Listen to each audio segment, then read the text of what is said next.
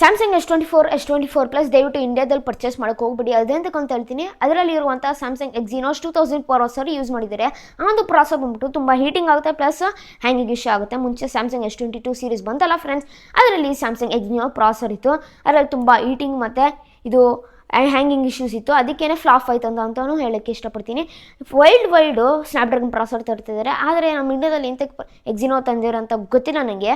ಆದರೆ ಸ್ವಲ್ಪ ಜನ ಇದು ಪರ್ಚೇಸ್ ಮಾಡಲಿ, ಅವ್ರ ಎಕ್ಸ್ಪೀರಿಯನ್ಸ್ ನಿಮಗೆ ಶೇರ್ ಮಾಡಲಿ, ಅವಾಗ ನಿಮ್ಮ ಮೈಂಡು ಪರ್ಚೇಸ್ ಮಾಡಲಿ. ಆದರೆ ನನಗೆ ಅನಿಸುತ್ತೆ ಈ ಒಂದು ಪ್ರೈಸ್ ರೇಂಜ್ಗೆ ವರ್ತಿಲ್ಲ ಎಕ್ಸಿನೋಸ್ ಅಂತ ಹೇಳಕ್ಕೆ ಇಷ್ಟಪಡ್ತೀನಿ. ಪರ್ಚೇಸ್ ಮಾಡಬೇಕಂದ್ರೆ ಸ್ಯಾಮ್ಸಂಗ್ S24 ಅಲ್ಟ್ರಾ ಪರ್ಚೇಸ್ ಮಾಡಿ, ಒಂದು ಟಾಪ್ ವಾಚ್ ಮಾಡಲ್ ಅಂತ ಹೇಳಕ್ಕೆ ಇಷ್ಟಪಡ್ತೀನಿ. ಅದರಲ್ಲಿರುವಂಥ ಸ್ನ್ಯಾಪ್ಡ್ರ್ಯಾಗನ್ 8 Gen 3 ಪ್ರಾಸೆಸರ್ ಇರುವಂಥ ಬೆಂಕಿ ಮೊಬೈಲ್ ಅಂತಲೂ ಹೇಳಕ್ಕೆ ಇಷ್ಟಪಡ್ತೀನಿ. ಈ ಥರ ಶಾರ್ಟ್ಸ್ ಬೇಕಂದ್ರೆ ಫ್ರೆಂಡ್ಸ್ ದಯವಿಟ್ಟು ಟೆಕ್ ವಿತ್ ಚಾನಲ್ ಸಬ್ಸ್ಕ್ರೈಬ್ ಆಗಿಲ್ಲ ಎಲ್ಲರೂ ಸಬ್ಸ್ಕ್ರೈಬ್ ಆಗಿ ಮತ್ತು ಬೆಲ್ ಐಕಾನ್ ಕೂಡ ಪ್ರೆಸ್ ಮಾಡಿ. ನಾನು ಸಬ್ಸ್ಕ್ರೈಬ್ ಮಾಡಿ, ನಾನು ಲೈಕ್ ಮಾಡ್ರಿ, ಶೇರ್ ಮಾಡ್ರಿ, ಕಮೆಂಟ್ ಮಾಡ್ರಿ, ತುಂಬ ಪ್ರೋತ್ಸಾಹ ಇರ್ತೀರಾ. ದಯವಿಟ್ಟು ಕನ್ನಡ ಬೆಳೆಸಿ, ಕನ್ನಡ ಉಳಿಸಿ. ಇಲ್ಲಿಗೆ ಮುಗಿಸ್ತೀನಿ. ಜೈ ಕರ್ನಾಟಕ, ಒಂದೇ ಮಾತರಂ. ಶುಭದಿನ ಫ್ರೆಂಡ್ಸ್.